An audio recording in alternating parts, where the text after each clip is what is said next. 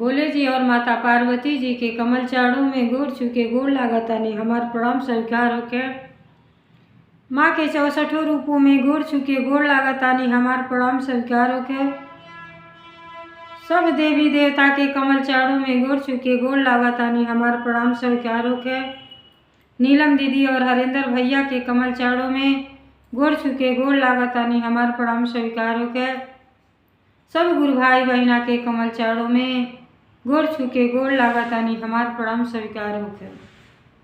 तो देखी गुरु भाई बहना,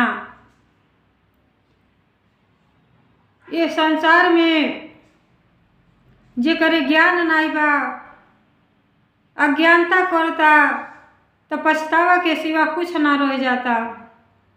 ये सास बहू के कहानी है, और जबे साँझ तबे बिहान, और जब बहू के ज्ञान हो जाला, सास के ज्ञान हो जाला, तो पछतावा के सिवा कुछ ना रह जाला। और सुधार के चांस तो मिलेला, लेकिन दिल में वो बात हर हमेशा खटकेला। तो बहुते सुंदरी चर्चा बा सास बहू के। तो ये कथा के आप सभी मन लगा के सुनब, चर्चा बहुते सुंदर बा और कथा के माध्यम से आपके सुनावे जाता नहीं। तो ये कथा के आप लोग आधा अधूरा न सुनब। आधा कथा सुनले से परम पिता परमेश्वर जी और माता पार्वती जी के अपमान हुई, और पूरा कथा सुनब सबे तो बहुते आनंद आई और आप लोगन के बहुते ज्ञान मिली। ये कथा में बहुते बहुते रहस्य छिपल बा। तो भोले जी जैसे देखी न्याय होते होते बचा लेली, और मनुष्य के जीवन जे पोले बा तो के बहुत बढ़िया से अपन व्यतीत करे के चाही। परिवार में हंसी खुशी के माहौल रखे के चाही। तो ये कथा हमारा आप लोगों के अच्छा लगी तो कमेंट में भोले जी और माता पार्वती जी के नाम लिखल ना भूलब, सभी जरूर लिख दे। और जे चैनल पर नया होई वो हमारे विधाता ज्ञान चैनल के सब्सक्राइब कर दी, ताकि जौन भी हम वीडियो कथा भोले जी के चर्चा वीडियो के माध्यम से डालब तो वो आपके पास पहुंच सके। तो देखिए गुरु भाई बहना, आजकल देखिए कलयुग सबको ही रहल बा, लेकिन कलयुग में भी बहुते लोग भक्त पड़ल बा। लोग एक से एक सन्यासी भक्त है जेकरे ज्ञान बा उ अपन भक्ति करके और पुण्य कमा लेता। तो एगो गुरु बहिना रहली, वो बेचारी के 2 ठो बेटा रहना, आ दोनों लड़कन के बहुते प्यार देले रहली। जानते बानी माई बाप के बेटिए बेटा तो सब कुछ होला, माई कबो कुमाई ना होली, पूरा जीवन बिता देली अपने बच्चन के पीछे। तो जो 2 बेटा रहना, देखिए गुरु भाई बहना, एक लड़का शहर में जॉब करत रहना, उस शहर में अपन परिवार लेके रहत रहना, और जो एक बहू रहली वो गाँव में रहत रहली। अब 2 बेटा बेचारी पैदा कैले रहली, और जब शादी ब्याह कर दिली तो जब उनका पति रहना उनका स्वर्गवास हो गई, वो बेचारी अकेला रह गई। तो जब 2 लड़के कहेला सब कि एक आँखी के आँख ना कोई चाहे, 2 ठो बहुते जरूरी है, लेकिन 2 नैया के सान में जिंदगी बूढ़ी बूढ़ा के बेकार हो जाता। अब बेचारी लड़का तो माई के समझबे करिहा, जब शहर में रहत रहना कहला माई तू हमरे लगे चल रही हो वहीं। देखिए गुरु भाई बहना, वो बहुत भक्ति भाव से पूजा पाठ करें। उनके मन में यह रहे कि हमारे बच्चे जहाँ भी हो तहाँ सदा सुखी रहें। अपने बच्चन करतीन भक्ति भाव भोले जी से यह दया हर हमेशा मांगे और पूजा पाठ करें। बूढ़ापा समय तीसरापन तो वही में बिता देवे के चाही, कुछ अपने करतीन तो जरूर कर लेवे के चाही। ये काम क्रोध मोह लोभ ये जब तक घंट में पराम रही तब तक ना छूटी। तो यही से कथा और चर्चा के माध्यम से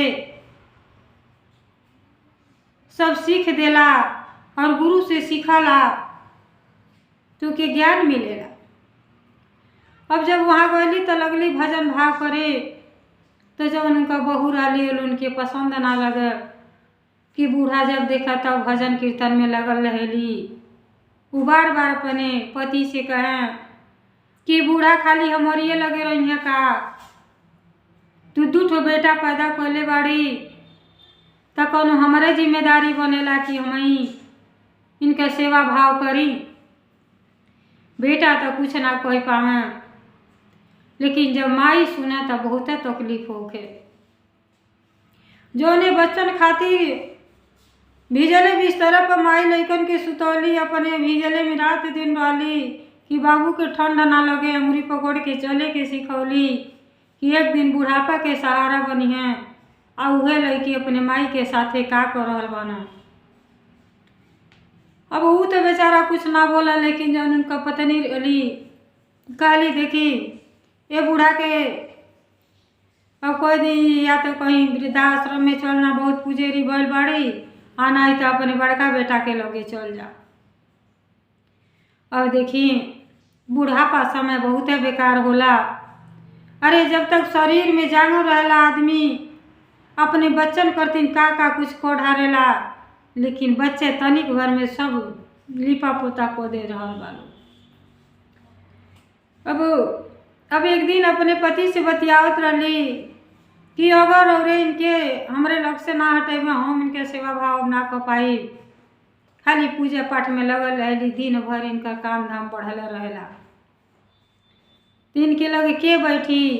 अब बेचारी के शहर में उन्हों के अच्छा ना लगे, केहू उनके लगे 2 मिनट अपन समय ना दे। तो देखी गुरु भाई बहना, अकेलापन केहू के अच्छा ना लगेला। ये जो मोबाइल चल गइल बा, मोबाइल के नाते समझनी कि कितना रिश्ता टूट हो जाता। जितना समय सब मोबाइल में देता, अगर उतना समय अपने माई बाप के लगे बैठ के प्यार से 2 ठो बात बतिया ले, ओकर जीवन धन्य हो जाई और बुढ़ापा कटले में कौनो संदेह ना रही।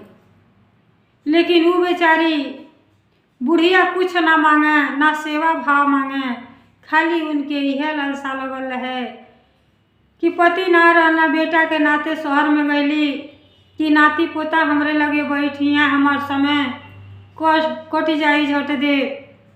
और वहाँ गईले के बाद बेचारी बहुते बोरिंग हो गईली। एगो सहारा भक्ति भाव भोले जी पर ध्यान लगौले रहें, लेकिन केहू 2 मिनट के समय लेके बूढ़ा के पास केहू ना बैठे। आ देखी गुरु भाई बहना, सबकर शरीर एक दिन बुढ़ापा में ढली और सबके गति यह होई। अगर यह नजरिए से देखी तो ऐसा गलती कबो ना करी।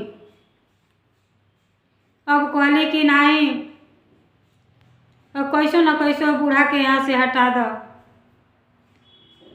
नहीं तो वृद्धाश्रम में को दो। अब बूढ़ा सुन गईली। जब बूढ़ा सुन गईली तो कह जनता बाणी, जब माई के अंदाज मिल जाला कि बेटा बहू के मन में का चलता, अरे माई बाप करती तो इशारा काफ़ी है। जोने औलाद के पले रहला बे बतौले ओकर सब बात जान जाला कि एकरे मन में का चलता। कहली ये बाबू अब सपरता रहना कि माई के कह दी कि चलो वृद्धाश्रम में कह दी, वही पूजा पाठ करियो। उ जानते रहली कि अब कहिया, तो उनके कहले से पहले कहली कि ए बाबू अब हमके गाँव जाए के मन करता, आ हमके गाँव पहुँचा देता तो बहुते अच्छा करता। अब उ तो बेटा चाहते रहना, चट मंगनी पट बिया तुरंत तैयारी बना दिहना और बूढ़ी माई के कहना चला माई तू अपने गांव में वहीं रही हो, वहीं पूजा पाठ करी हो। मेहरारून के आगे तो कुछ बेटन के चल ही ना पावता। अगर बेटा सही रही तो बहू तो कुछ ना कर पाई केहू के। अरे हमनू तो केहू के बहू रानी, लेकिन समाज के देख के आदमी अगर ठीक से चलता तो ओकर परिवार ठीक से चलता। अब ले आना गाँव में अपने माई के पहुँचा दिया ना। और जब उनका माई गांव में अली लड़का तो बहुत खुश भइल ना बड़का बेटा उनकर कि हमार माई आ गईली। जब माई के देखला तो बहुत खुशी भइल, माँ के भी बहुत खुशी भइल कि बेटा के पास आ गईनी, का से यहाँ जिंदगी बढ़िया से कटी जाई। बूढ़ा यहाँ अली, बुढ़ापा में कौनो अरमान नहीं रह जाला, खाली चाह रहला तो अपने के प्यार। अगर अपने के प्यार मिलला तो बूढ़ी बूढ़ा के उम्र बढ़ जाला। अब अली जैसे अली 2-4 दिन दीपावली रह गई है। अब बेटा भी सर्विस करत रहना। बहू कहली कि रविवार छुट्टी है, चली मार्केट को आवल जा, कुछ कपड़ा उपड़ा खरीदे के बा, बिखू गहना खरीदे के बा, धनतेरस आवता। कहला ठीक बा चलो खरीद लो, लेकिन माई से तनी पूछ लो कि माइयों के कुछ चाही, क्या न माइयों कुछ कहे हमके चाही। कहली तुहार माई है, देखता बहू के खुशी ना भइल कि ये दादा वहाँ तो रहली अब यहाँ आ गईली। ऐसन बोझ माई बाप हो जा रहल बा। बेटा कहला कि अपने धर्म पत्नी से कि जा माई से पूछ लिहा कि माई तू हमके कुछ जरूरत बा। कहली तुहार माई है, तू पूछा हम का पूछी, जाई आप पूछी। अब बेटा के दिल ना मानल। बेटा तो जानते रहना कि माई कौने तरह से हमन के पोस पाल के काबिल बनौले रही, खून पसीना एक करके रात के रात ना जानली, दिन के दिन ना जानली। ये सब कुछ कोयल तो माइए बाप के है। गई ना बड़े प्यार से, जब पत्नी के जवाब पा गई ना तो कहना ई माई हम जाता नहीं बाजारे, तो के का चाही बता दो। कहली ये बाबू बुढ़ापा में तो सब चाह खत्म हो जाला, कुछ हो नहीं चाहिए। कहला नहीं कुछ तो जरूर चाहिए बता दो। तो माई के मौका मिल गई। काहे खातिर आजकल बेटन के अपने माई बाप के लोगे बैठे करतीन तनिको समय नहीं बा। अगर माई बाप के लोगे बैठते तो वो खुशहाल रहता, माइयों दादा के समय कट जा। अब कहली ये बाबू अगर हम कहब तो तू भुला जेबा, और थोड़ा सा समय दे दो बेटा, थोड़ा सा समय दे दो। हम एक पत्र लिख के देता नहीं, और वही में लिख दे तो सामान हमके ले अइहा। और देखी कौने भाव से माई अपने बेटा से गुहार को रहल बाड़ी। अब का कहली पत्र में लिखली और पत्र पकड़ा दिली अपने लड़का के। लड़का जल्दीबाजी में रहला, पत्र के पढ़ ही ना पौला। और जब मार्केटे में गईला तो बेचारा वहीं से अपने कोनो काम से कहीं चल गए ना। अब पत्नी के कहला जा मार्केट खोलो, जौन भी शॉपिंग करे के बा खरीद उरीद लो। पत्नी गईली अपने लड़कन के सब कपड़ा उपड़ा खरीदली, अपना के खरीदली, सोना चांदी के बाजार कैली। जब वो वहाँ से वापस लौट के आना तो कहना अपने पत्नी से कि का हो माई करतीन का खरीदले बाड़ू। कहली हम का करे के माई के खरीदी, माई के कौने चीज के जरूरते बा, 2 गो साड़ी तो साले माथ पूरा हो जाई, और सब कुछ बटले बा। कहले अरे नहीं त्योहार आवता, सब के कुछ खरीदाई ले तो माइयों के तो कुछ चाहबे करी। अब पत्र बेटा पढ़ला नहीं, अपने पत्नी के पकड़ावता ना कि ला जैसे इतना बाजार कहलू वैसे देखो माई में का लिखले बाड़ी, आ जाके तनी मार्केट से माइयों के सामान खरीद ले आओ। बड़े प्रेम भाव से बेटा अपने पत्नी से कहत हमें। पत्नी देखे कैतना अत्याचार बा कि बोली भाषा भी सही नहीं खे। कहत का बड़ी और माई है, अरौरे के पत्र देले बाड़ी तो हम का करे के पड़ी, जाई रौरे खरीद ले आई। हम तो सामान खरीदत खरीदत हमार हाथ पाँव दर्द करता, अब देख ली गुरु भाई बहना, पूरा दिन मार्केट कैली तो कुछ ना भइल, आ सास के सामान खरीदे के बा तो पूरा शरीर में दर्द हो गइल बा। लेकिन बेटा तो होशियार रहना, कहला जब निराश हो गई ना, कहली कि हम ना जाई, कहली कि तुहार माई भई तो तू अपने माई के लेटर तू ही पढ़। देखी गुरु भाई बहना, वो तो सच्चा भक्त रहली, वो यह चाहे प्रेम के भूखा रहली, सामान उनके ना चाहत रहल, वो यह सोचे कि हमरे लगे कि वो 10 मिनट बैठ के हमार समय व्यतीत कर दे, खुशहाल जीवन कटी जा, जवन 4 दिन के जिंदगी बा। जब पत्र के पढ़ला उनका बेटा तो माई का लिखले बाड़ी, देखी गुरु भाई बहना, कह तड़ी बेटा बुढ़ापा में तो सब चाह खत्म हो जाला, कोनो वस्तु के आवश्यकता ना पड़ेला, लेकिन हम तुझसे बार बार विनती करतानी कि शायद हम अगला दीपावली फिर देख पाई, काहे से चंद दिन के अब हमारी जिंदगी बा, तो अगर समय निकाल पाओ तो कुछ समय हमरे पास के बैठ जा, हम तो के कलेजा से लगा ली, हृदय से लगा ली और खुशहाल हो जाई। हमार आँख तरस गइल बा कि हमार बाबू लोग हमरे पास बैठते, हम यह आस लगा के आयल रहनी कि बहू बेटा से थोड़ा सा प्रेम मिल जाई, नाती पोता के साथ ही जीवन धन्य हो जाई।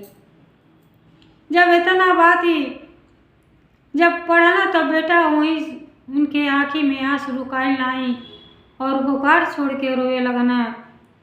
तब पत्नी कहताड़ी काहे खातिर उन्हों के दूठो लेके रहना।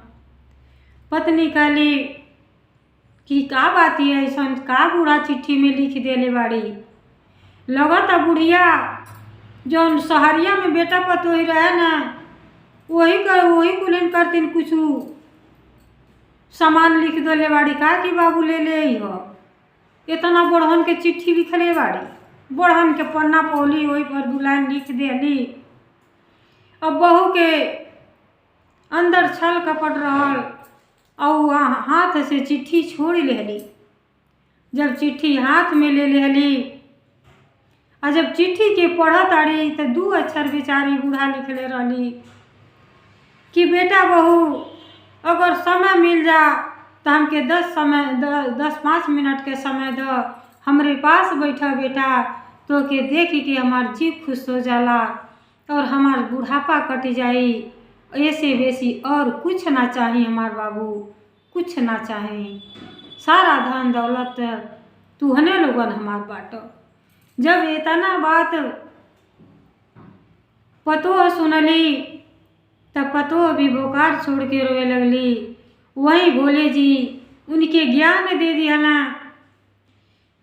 दिहला कि सही बात ही बा, आज हम बुढ़ापा के कुछ ना समझत हई तो एक दिन हमनों के बुढ़ापा आई, ऐसे हमनों के लइके करी हैं। तो देखी दुख के पीछे सुख छिपल रहला और सुख के पीछे दुख छिपल रहेला। अब बेटा बहू वहीं लगल लोग रोवे और एक दूसरे के कोसे लगल लोग कि हमन के काश ये बात आगे समझ गए रहती, अरे हमार माई और हमार सास तो देवी बाटी। तब उनके समझ में आ गई, भोले जी ऐसा ज्ञान देनी, बार बार यह कहें कि हमारे लइकन के ऐसा ज्ञान दी कि हमार जिंदगी खुशहाल से कटे। आज जब खुशी मन से परिवार रहेला तो मौत भी आ जाला तो कौनो गम ना रहेला, आ दुखत जब पहले ही से दुख रही तब प्राण भी जल्दी ना निकलेला। तो देखी गुरु भाई बहना, भोले जी तो प्रेम के भूखा हैं और प्रेम में बहुते ताकत होला कि अगर नमक रोटी खात हैं तो जीवन खुशहाल कट जाए। तो देखी अब घरे अली और अपने सास के गले लग गई। सास बड़ी धन्य भैली, कहली आज हमार भोले जी सुन लेनी, हमार लड़की हमरे पास कहली कि आप चुप हो जाएं अपने पति से कि हमें के अब ज्ञान हो गई, आज से आपका हम दोनों जनी मिल के अब समय निकालल जाई और माई के साथ बैठ के और आनंद उठावल जाई। माई तो बहुते अच्छा भजन कीर्तन करेनी, आ भजन कीर्तन में तो बहुते कुछ छिपल रहेला। अब देखी गए लोग दोनों जनी आ माई के प्रणाम कई लोग, कहल माई आज से तू कबो ना निराश, तू के कबो उदास के ना देखी, तुहार बेटा तोहरे साथ बाणे, तुहार बहू तोहरे साथ बाड़ी। अब देखी गुरु भाई बहना उ सास कह तड़ी कि हे गुरुजी, हे भोले जी, हे माता पार्वती जी, हम पर दया कैनी कि हमार परिवार फिर से खुशहाल हो गई, हमार पूरा फैमिली एक हो गई, अब हमार जीवन धन्य हो गई और बुढ़ापा आराम से कट जाई और प्राण भी निकली तो खुशी खुशी मन से जाई और शिव धाम में जाई। तो जब इतना सब परिवार खुश हो गई, एकजुट हो गई, जौन गलत फहमी रह सब दूर हो गई, तब बहू का गाना गाओ तड़ी अब भजन के माध्यम से आप सभी सुनी जा। घर ही में मंदिर बनाइबे, घर ही में मंदिर बनाइबे, पूजा करना कहीं जाइबे, घर ही में मंदिर बनाइबे, पूजा कहीं नाही कर जाइबे, घर ही में मंदिर बनाइबे, पूजा करना कहीं जाइबे, ना कहीं जाइबे हो, ना कहीं जाइबे, ना कहीं जाइबे हो, ना कहीं जाइबे, घर ही में मंदिर बनाइबे, पूजा करना कहीं जाइबे, अपने ससुर जी के शिव जी बनाइबे, अपने ससुर जी के शिव जी बनाइबे, शिव गुरु बनाइबे हो, शिव गुरु बनाइबे, सासू जी के गौरा बनाइबे, पूजा करे ना कहीं जाइबे, सासू जी के गौरा बनाइबे, सेवा भाव उन करबे, सासू जी के गौरा बनाइबे, सेवा भाव उन करबे, सेवा उनके करबे हो, सेवा उनके करबे, सेवा उनके करबे हो, सेवा उनके करबे, सेवा कोई के पुण्य कमाइबे, पूजा करे ना कहीं जाइबे, सेवा कोई के पुण्य कमाइबे, पूजा करे ना कहीं जाइबे, सास जी के चरनिया में चारों धाम हो, पूजा करे ना कहीं जाइबे, सास जी के चरनिया में चारों धाम हो, सुन लो हमारो सखिया, घर ही में मंदिर बनाइबे, पूजा करना कहीं जाइबे, घर ही में मंदिर बनाइबे, पूजा करना कहीं जाइबे, अपने ससुर जी के शिव जी बनाइबे, अपने ससुर जी के शिव जी बनाइबे, सासू जी के गौरा बनाइबे, पूजा करे ना कहीं जाइबे, घर ही में मंदिर बनाइबे पूजा करे ना कहीं जइबे सेवा कोई के पुण्य कमाइबे पूजा करे ना कहीं जइबे। अब देखिए पूरा परिवार एकजुट हो गई और खुशहाल हो गई। जब वे साँझी बा तो वे बिहान बा, जब वे ज्ञान हो जाता तो परिवार आनंदमय हो जाता। इतना नफरत सास बहू के रहल और प्यार में बदल गई। सब भोले जी के दया है, भोले जी प्यार के भूखा हैं। और जहाँ प्यार बा वहीं सम्मान बा। सत्य के हमेशा विजय होला। तो माई तो सत्यवादी रहली और भोले जी के अपन गुरु मनले रहली। तो भोले जी एक न एक दिन परिवार में खुशहाल को देनी और जीवन धन्य हो गए लोगन के। तो देखिए गुरु भाई बहना, जैसे वो सास बहू के ज्ञान देनी और बेटी खान सास बहू बेटा सब क्यों रहे लगल, वैसे सब गुरु भाई बहना पर कृपा और दया भोले जी के बनल है। हर हर महादेव, घर घर महादेव, भोलेनाथ की जय, सच्चे दरबार की जय, 56 कोट देवता की जय।